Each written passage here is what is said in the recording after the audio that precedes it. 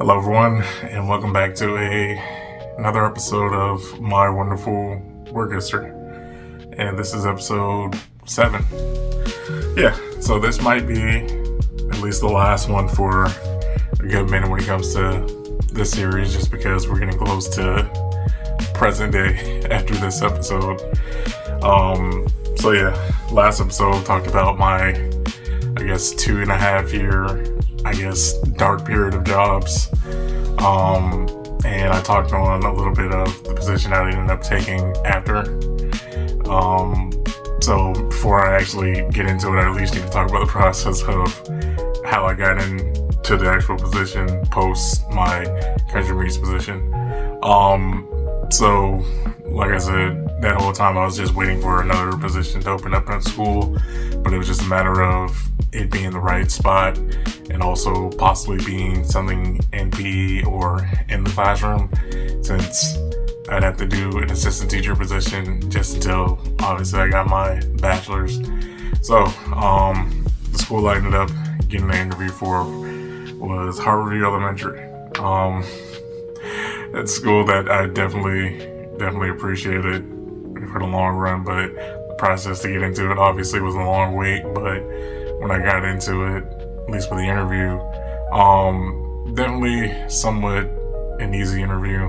Like the way it was set up, I met the principal and then 2 of the 5th grade teachers that were in on the interview, and I kind of knocked it out. But also at that time, it was kind of like, usually when I put out my resume, sometimes I end up getting like multiple hits right around the same time. And at the same time that I just had interviewed for the Title I para position, I ended up getting an interview for a media position for the county. So that position was mostly just going to be like when the actual school board would go around doing events and recording it and all that.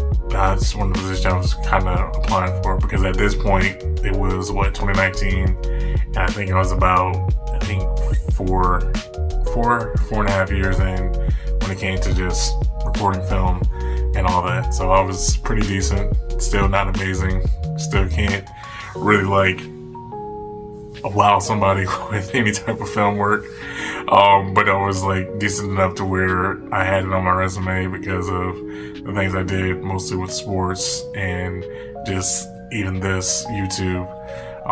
It got me looked at to at least get an interview with them. So I did the interview for the para one, and a week later I did get it offered. But I was I told the principal, hey, I do have an interview with another group within the actual school board. I want to know if I could, at least hear from them, and then if the opportunity is still open, can I at least take it? And yeah, he was like, yeah, sure. As soon as you hear the word and if you want the position, it's still yours. So I was like, all right, that's great. Didn't hear back from the media position, so it wasn't too much of a heartbreaker, but it was just all right, I at least know that I had something locked in. So yeah, pretty much that December, I got the position. I wouldn't start until actually January, so I still had time to wrap up my stuff with country meets. And pretty much after that whole Christmas situation, well, not situation, but party and things like that with the country meets group, it was just a matter of waiting for the winter break to be over, and then I'd start my position as a Title I para. So pretty much what a para is, or paraprofessional, is just an assistant teacher.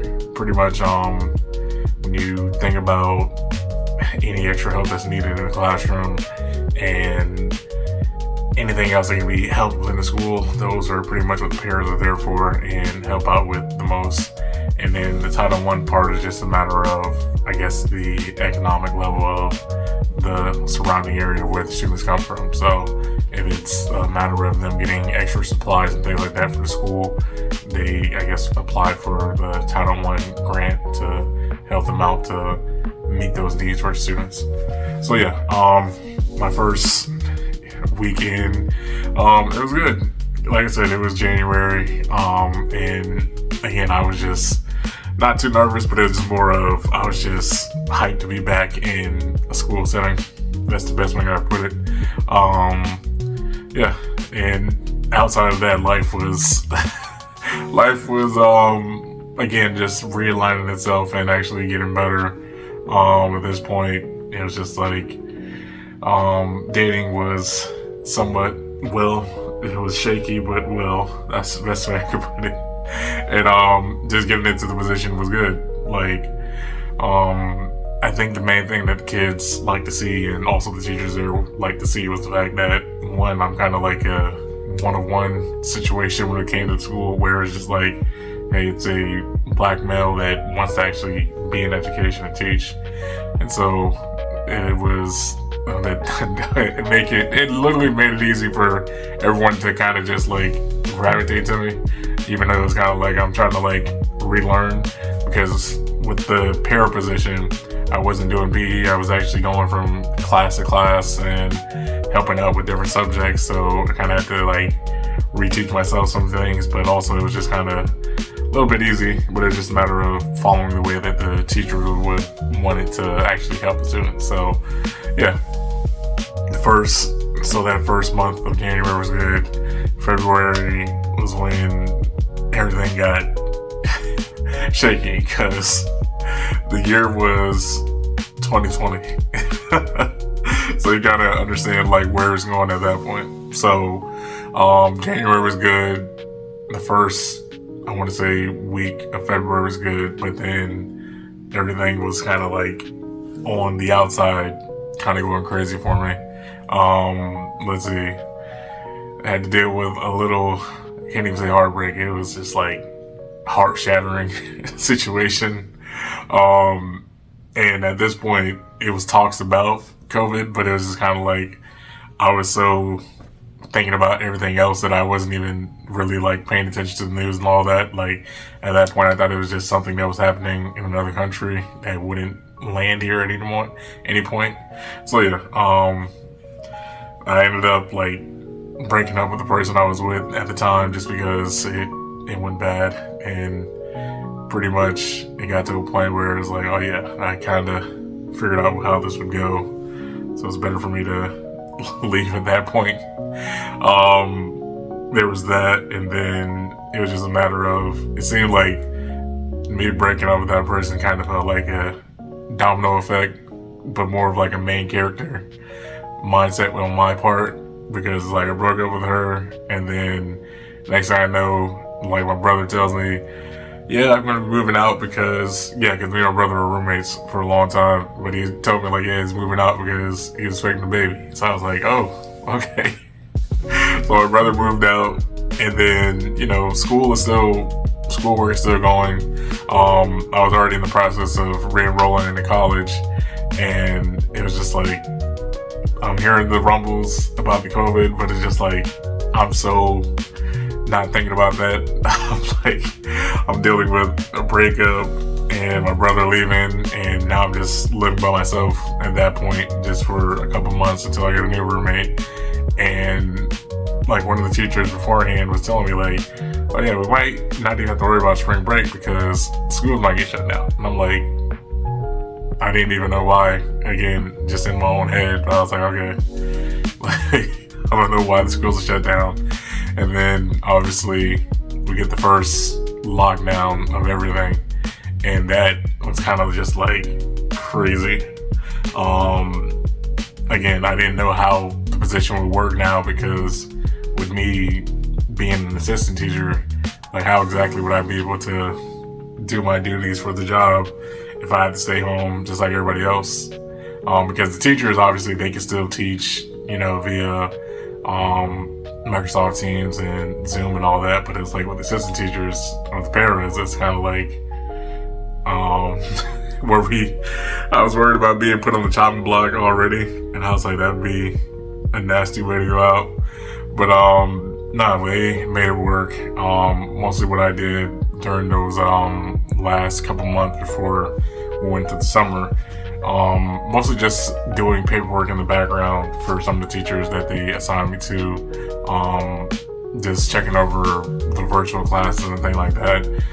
And I did that for a couple months, and yeah, it wasn't anything crazy. It was just more of just the environment switch from being able to go from class to class, meet with the kids, meet with the teachers, learn stuff and all that, to being locked into pretty much my apartment by myself for a couple months. So yeah, it was a flip on the dime that I kind of just had to adjust to. And then when the summer hit, I think that's when I learned, or had the reminder of how hard it is when you're not an actual teacher. You really have to figure out how to make some money when you're not doing anything in the summer. If you're in a position where you're not an actual teacher or a teacher that's doing summer school. So yeah, when the school year started back in August of 2020, it was a slow start to bring everybody back in, obviously. And since it was Florida, it was not as slow as some places would have it, but it was still a slow start. Started off just helping via Zoom with classes. I literally had to lead a couple classes myself, and it was just more of, we're doing this until one, we feel as though, the government felt as though it was safe for the teachers to at least come back on campus, and then they could just teach from the classroom via Zoom, and then slowly bringing in kids and just following the protocol that would kind of just address the possible situations of a kid being sick or testing positive, or a teacher or an assistant being sick or anything like that. Yeah, it was a odd process, at least the restart, because again, a lot of the teachers didn't want to come back because, again, if you know anything about working with kids, especially elementary kids, they're already just walking petri dishes, so you can get sick from anything. Never mind COVID, it would have been you get sick based off anything they may have. Even because I even had to go home one time because they thought I was maybe gonna have it because one of the kids that I was helping, when they were finally back on campus, they ended up testing positive, and they're they thought I was sick, and I thought I was sick from COVID, but I found out it wasn't even COVID. It was just a throat infection. So it was just when I actually went to the doctor for it, they were like, that's great that you have that and not COVID. I was like, okay. So yeah, the school year, it was good. Going into the actual full time of it. But by the time we got to towards the end of 2021, it was just more of just trying to get everybody back to normal as much as we could with these restrictions and all that. But it was good. I was glad to be back in the education system, and at this point I'm already rolling in my classes, and it's kind of just more of me focused on my major and stuff like that, and everything was going well. And then I want to say kind of just got thrown with the curveball, because again, when it comes to positions of the administration, especially your principal, they can possibly get moved anywhere at any point, and that happened to the principal that hired me.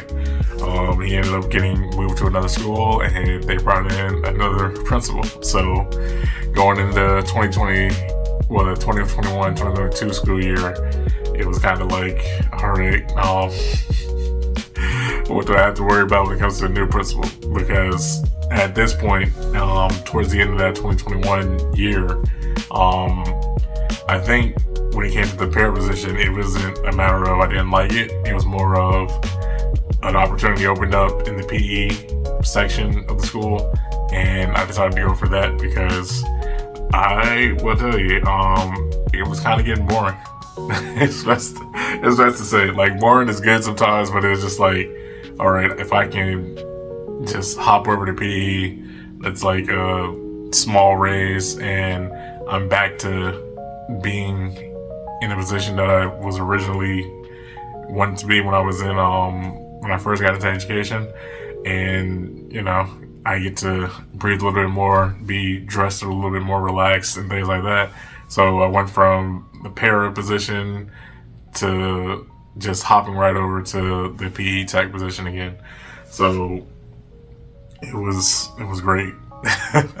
Being back in PE was great. The coaches that I worked under with when it came to that school were both great.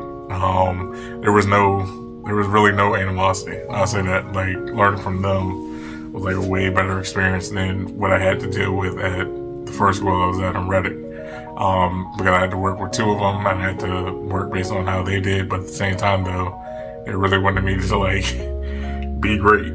That's the best way I could put it. They wanted me to be great. They gave me a whole bunch of tips on how to approach teaching and also teaching in PE and all that. And so it was just like, yeah, this is why I had no problem being there. So, with the end of the 21-22 year, obviously the principal, he gets moved. They bring in a new one, and she's a little bit more, I don't want to say more strict, but it's more, you feel a little bit more tension in the air when it comes to some of the teachers. And like, it didn't affect me with this new principal until like towards my end of that year. Pretty much it was just like the main issues that I had, at least with PE, obviously it wasn't the teachers, but it was more of one of the special teachers, the music teacher, and pretty much the principal, the new one. It was kind of just like situations where like, if I were to react at this point, because I was just like, all right, I'm 27, 28, like, it would even be maybe a little bit more worse because, again, I'm older and I should be able to hold my calm a little bit more, but it's just like, it was getting to points where I was feeling like, am I back at the old school I was at in Reddick? At least when it came to the music teacher, because it was situations where it's like, I was getting flashbacks to there, and it was like, I gotta keep my cool because I want to make more money, and I'm in school, and this position is like the most safest, stable position I can have while I'm doing that, and also coaching in the background at a high school. It's like I have the right schedule, have the right amount of money, and it seems like every time that it's like some type of calmness or something that I have going on, there's something that pops its head in to kind of just like test me. And so when it came to that, it was just like I just had to keep my calm and finish out everything. And I made it to like almost close to the end of the school year without losing my mind, going off on anybody, or having a major situation with the principal. But there was one situation that I'll say that kind of tested me, and it was kind of like something that was out of my hand that I couldn't really do anything about. So I'll talk on it. So we had a situation where at this point in the school year, I'm pretty much running my own classes and things like that, while obviously being supervised, but really they were my own classes. And I had a situation. The situation was, we had one kid that he was kind of just over it. He didn't want to be at the school. Well, didn't want to be at school that day. Had a sub covering for his teacher, and pretty much he was trying to run the entire day before he even got to my class. And so it was just causing issues, and instead of them sending him home, for some reason, they still ended up sending them to PE, which was obviously just, in my opinion, felt like a setup for failure when it came to me. Pretty much the kid was trying to cause an issue in the classroom. Told him, hey, just sit out, chill out, and pretty much I'm running the class and usually have no issues or anything like that. Next thing you know, the kid's gone. And obviously he was still on campus. They ended up finding him, but it ended up being a situation where it was like, hey, we need a fall guy, and the principal just tried to make it to where, hey, I'm in the fall, it's your fault for this. And I'm just like, come on now. Like, this is a kid that was already in the dean's office that should have been sent home. Didn't send him home because his parents didn't want to come, so he should have just sat there, because they literally had kids sitting in the dean's office for the entire day, and y'all sent them to my class, and this was a first grader. So pretty much I didn't get an actual reprimand, but it was more of a wrote on paper all this, and I had to write down what happened, and I definitely was annoyed by it. Like, that was like the first time I ever had like a situation where I'm legitimately being blamed for something that could have prevented way beforehand, where I just felt like I got set up to fail, and that was the first major situation that was bad that I had to deal with at that school. So I was definitely mad. Like, I was mad, and I was just able to, I was just like, all right, at some point, I know I'll be out of here. It was just a matter of finishing school. Like, because at that point, I still had a couple more months to go. But I was just like, all right, if I do get an education, I know obviously the easiest thing to do would just to be get my bachelor's and then stay at the school and teach, because it'll be the quickest way to get a job in teaching. But after that, I was like, no, like, I'm not. Like, if I'm going to teach somewhere else, and most likely teach at a level like high school where it's easier for me to move around and deal with kids that are a little bit more, less babysitting and more actual like teaching and all that. And it's like, yeah, I don't want to have to deal with that, especially with a principal that was quick to like throw me under the bus or just have somebody to be the fall guy. So, pretty much with that, going into the next school year, I actually like showed up injured, because in the opposite side on basketball, I got injured when I was working with a kid during the preseason, and what I thought was just a bad ankle sprain ended up being damaged ligaments in my left foot.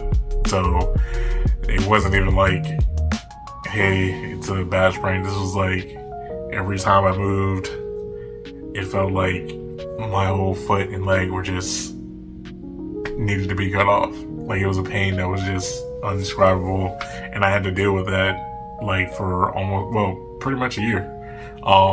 Pretty much going into my next job, I had to deal with this injury, and it was just because, like, when I first went to go see a foot doctor about it, it was just a matter of them just being straight up with me due to it being nerves and not a broken bone or anything like that. It was like, you can't be in a job where you have to be constantly moving or anything like that. And so they were telling me, like, hey, you're going to have to quit your current job with PE and find a desk job. And I was just like, I can't do that, because, again, most stable schedule and the money is just right. And if I quit, then it's going to be hard, because I got like a semester and a half left to finish to get my degree. So I'm just like, is there any other way that we can make this, like, get rehab or anything so I can at least not quit until I'm done with my bachelor's? And we literally went back and forth for like days on how to approach this, because that injury was, it was painful. Like, there wasn't enough medication or anything to dull the pain on it. Like, nerve injuries or damage is like a different level of pain. Like, he told me if I would have like broke my foot, it would have been better than having actual nerve damage in my foot. So pretty much what I had to do was, he wanted me to take pain medication. I did for like the first month, and obviously when I got home, not allowed to really do anything, but couldn't really do that because I had to go to basketball practice. Like, it was kind of just like, I'm in a situation where a lot of my day was me moving, and I have to be able to move to get paid and do everything else I needed to do.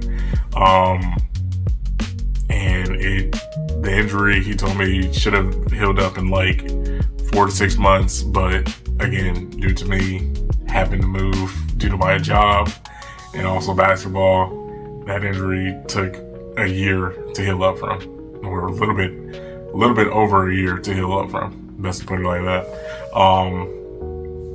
And it was painful. Like, going to that next school year, I think it was lined up right when I was getting my bachelor's. I tried to take the certification exam because once I got my bachelor's, obviously what I was always told was, hey, as soon as you get your bachelor's, you can just go apply for any teaching job. Not telling you that, oh yeah, you at least gotta get the cert. And then if you don't have a cert, you can try to, use your bachelor's degree as something to line up with a certain category or section of teaching that you can possibly do. But found out that my degree was only meant for like one position, and that was to actually teach criminal justice. And in my county, from what I've been told, at least at that point, there was only one criminal justice teaching position in the entire county. So I had to, again, take a certification exam for any other subject I want to teach unless I decided to go get a master's, which at that point, when I got my bachelor's, I was just like mentally burned out. And I was like, there's no way I would even think about going for a master's. Like, not at all. So pretty much I was studying, and then I took the exam for at least PE once, and at this point I'm thinking, all right, I should be able to pass it because, again, my mind's still sharp. I'm literally teaching PE, and I just finished college, like maybe when I finished college in October, and I took the exam in January, so I'm like, my mind's still sharp. Like, I didn't just take a break and not do anything. And when I took the PE exam for the first time, I failed it by 21 points. And that was just like, it hurt because, again, I had to pay out of pocket for it. So it hurt even more because it was like, dude, I could literally get a PE job as soon as I pass this, and I failed. And that completely scared me off from doing it until I felt like I could fully do it for a while. Like, I wouldn't take that exam for like another year because, one, the money, and two, it was just like the way the exam was for it. It was just like, it's not based on what you actually do in PE or teach PE. I'll put it like that. It was just like, it was intimidating because the questions just to me were so foreign because, again, they weren't things that we talked about in PE or taught with PE. And when I felt that, I was just like, dude, I don't even know how to approach that now. So yeah, pretty much it was just like, I gotta finish the school year to study some more, but I can't keep staying here because this injury is also straight up killing me. Like, it was hurting. And so the next school year comes, and the two PE teachers that I worked working under with, they both ended up leaving. One retired and one transferred to another school. And I was like, oh man, I'm like now the senior guy with two new PE teachers coming in. And I was just like, dude, this is horrible timing because at this point, I've already like looked at another position and I'm already about to leave. So it's 2023 and, you know, a lot of things happen in the background. I'll say a lot of things happen dating wise, a lot of things happen with living situation. My follow-up roommate after my brother ended up having to leave, and so it's like I needed to get more money since it was just me now, and also I needed to legitimately get a job if I wanted to, well, a new job if I wanted to heal up. So already from the beginning of the school year, I had already applied to a couple jobs. I actually did an interview in like, what was that, early 2023, for a job with the federal government. And I didn't hear back from him. So I was like, all right, that was just an interview in the wind. And the next thing I know, like, it was, I think like 4 months later, they decided to call me and offer me the position. I was like, sure. Like, yeah, because it was remote, all that. So it was like, cool. I didn't know like what it was going to be when I was going into it. I didn't know how serious it was, but it was like, it was so much paperwork. And they literally even sent like a letter from the Department of Defense, I believe, to my principal. And it was like, from what she said, was certified and labeled, all that, just so they can have more background information on me before they brought me in. And so yeah, I think by the end of August 2023, I was out of there. Like, I was out of there. Just because it was just like, dude, I can't be like the senior guy and help out as much as I'd want to, because I was hurt. Like, I was hurt and I needed to get more money. And obviously I was still trying to study even more so I can be completely prepped for the actual exam again, the certification exam. But it was like, I need to get more money, and I also need to rehab. Like, I needed to get out of there. And so, you know, I left, and pretty much the follow-up job was with the federal government. So this position, it was, I don't even remember the name of it is, because again, it was, I'll say this, like, I know I said in an episode back, 2020 companies was like the quickest job I left, but I think this federal government job was like right at the same timing, or possibly even quicker than when I left them. So, what I thought the position was going to be was like, you know, paperwork or online stuff and things like that for the federal government or the VA hospital, but just from home. Find out that it was pretty much a call center job, which again, not what I applied for at all. And so, within the first 2 weeks, it was just like, all right, we're on our own laptops, we're doing the training and stuff like that. The actual place that hired me was based in Tennessee, so I had to go on their time schedule and things like that. And I'll say it was annoying. Like, and mostly it was just due to the fact of, like, they really treated it like almost like college level stuff.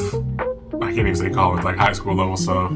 And it was just like the trainers, they were sometimes way too serious, or it was just like, I don't know what exactly they expect me to do. But I mean, even when I felt like I was doing good, it just seemed like, yeah, they didn't care. Especially there was one old guy, it's like every time I talked, it was just like, for some reason it annoyed him, or he just wasn't feeling it. And it was like, okay. So pretty much, got my first check, and the first check was definitely the alarm, the red flag of, oh, this isn't what I thought it was going to be at all. Like, the first check was literally like, I'll say it was like literally $10 more than what I was making at the PE job.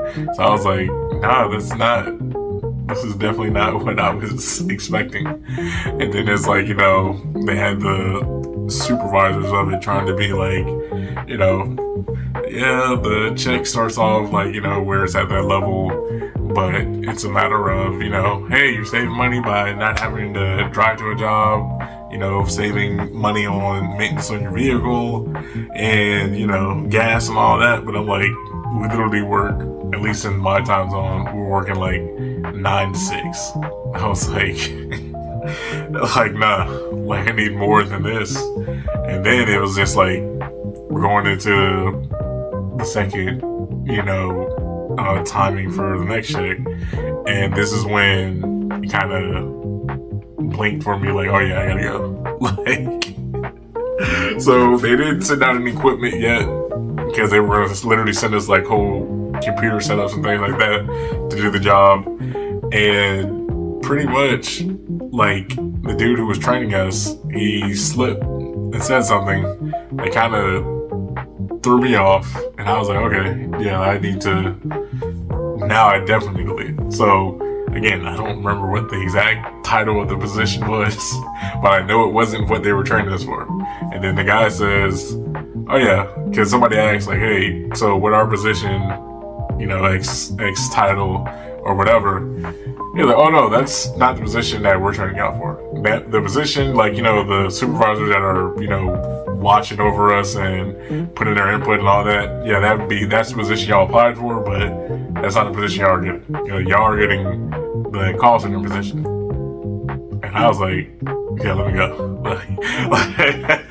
Yeah, like, hold on, like, you're telling me y'all know we applied for these supervisor positions based off, you know, background and degrees and all that, but y'all are all only training us to do the call center position. Like, okay, yeah, let me get out of here. Like, so while I was doing that, and I'm telling you, it's just like, again, in the last 2 weeks to at least line up to get the check, and then I gotta find something quick as possible to get out of there. And so now I'm applying state jobs here. I'm trying to look for school jobs if possible to try to get back in. Like, I'm scrambling. I'm like, I gotta find a job that pays more or pays right where I need to be at a school position. And also I gotta study to get this like cert so I can like at least try to get back into like a full teacher position. And then again, I had one pop, and it was just like, I got, for my current position, which I won't be able to fully talk on everything, but I'll at least say, like, at least talk on like the first couple months of it. So pretty much, like, I get a call from the Department of Juvenile Justice. So they want to give me an interview to be a position for a juvenile probation officer. It's like, all right, cool. I'll do it because, again, the money's right and it's an office job mostly. You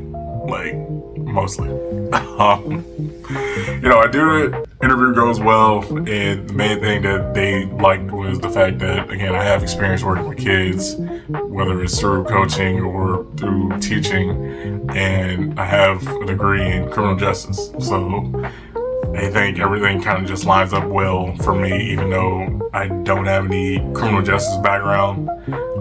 They feel as though my background working with kids and just having a degree kind of just lined up well.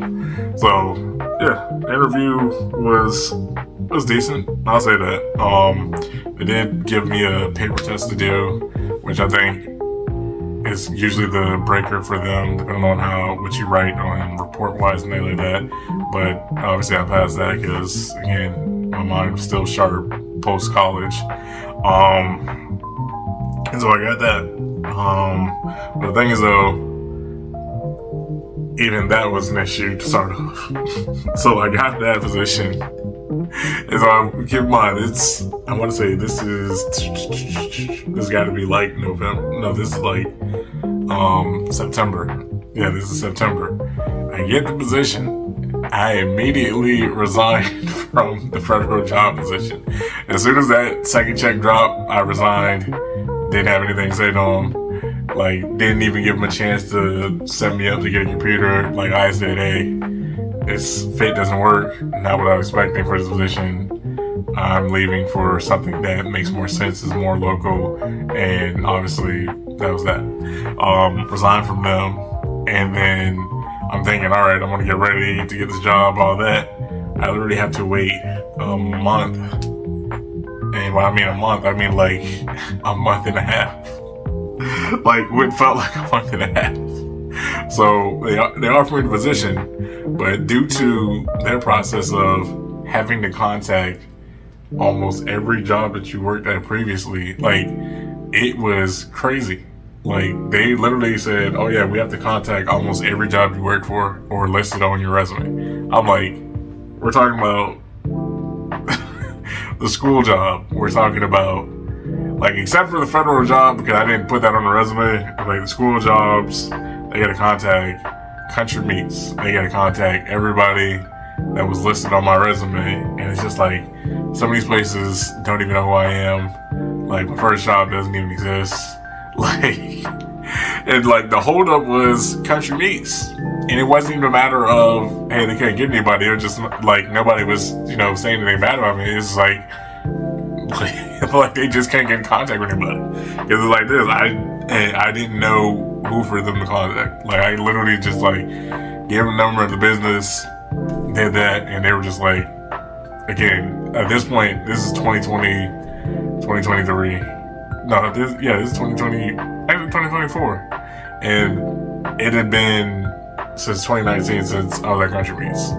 Like, they don't remember who I am. Like, yeah, I was there for a year, but they legit don't remember who I am. So it's hard for them to put in the input. So they were just trying to look for somebody that knew anything about me, because they got new supervisors and things like that. But they were just like, that was the holdup, why they can't bring me in. And I was just like, I don't have a job right now. I'm dying because they're trying to get in contact with my old job that doesn't even remember who I am. And so at some point, they finally found somebody there that knew me, gave a good word, and then they brought me in. So I was just like, I can't believe that was that much of a hold up. So I didn't start until October the 27th. Like, again, got the job in September on paper, but couldn't start until the 27th of October. So I was just like, this is insane. So yeah,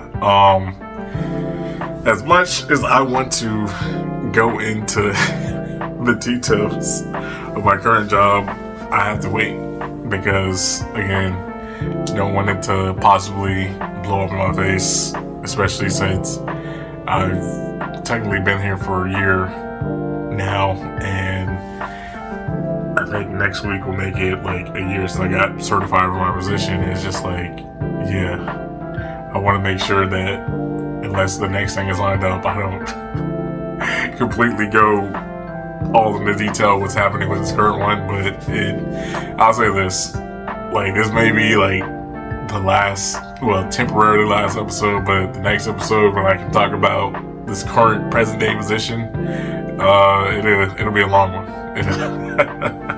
It'll be a long one. It will be entertaining and definitely a lot of venting. I'll say that. The series is currently going to be post done, hiatus done, cliffhanger done. Best way to say it. It may be a minute until I hear anything on what the next position will be to line up for, but as right now, we'll just say it's on hiatus. With this, obviously I want to make some more videos. I'm just trying to figure out what would make sense next when it comes to me. Like, I got suggested that I do cooking videos, but the thing is though, I want to make sure that I get the right setup for that, because the setup I do have just doesn't work for cooking. I do what I do. I think I might just have to make the next set of series that I do just based on coaching, and the problem with that would be just the memory part, because I think I'm on year 10 of coaching. But those first couple of years, it's kind of like I can't go into as much good detail as I do with the work situation, but it's just I can talk on those. And that's maybe what the follow-up will be after this series as right now. I'm gonna just do talking on coaching, and that's really it. I'll do that, and then whenever I get the setup for doing cooking videos, I'll do that, and it'll just be a matter of I gotta make it a healthier version, because right now I'm trying to really lock in on my fitness. That's the best way to put it.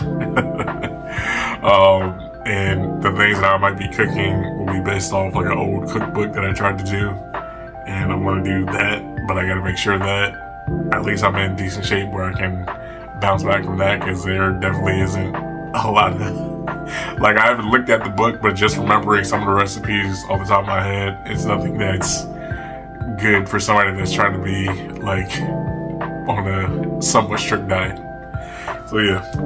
Also, before I do close up, I do know, I don't think anybody knows, but I do have the second channel, the backup one, and I've been doing, like, what I've been doing on the side for like the past couple months is just doing playthroughs, and I've been doing that for I think last 3-4 months. Like, I was doing that because I had more time, and it's a little bit easier just to do it straight from the phone to YouTube, so I've been doing that on the side. So if you want to just listen to me rant and just talk and play mostly Pokemon, then on the second channel you can see that. So yeah, hopefully y'all enjoyed. Hopefully y'all will come back to watch whatever new things that I decided to post and whatever new series I decided to set up.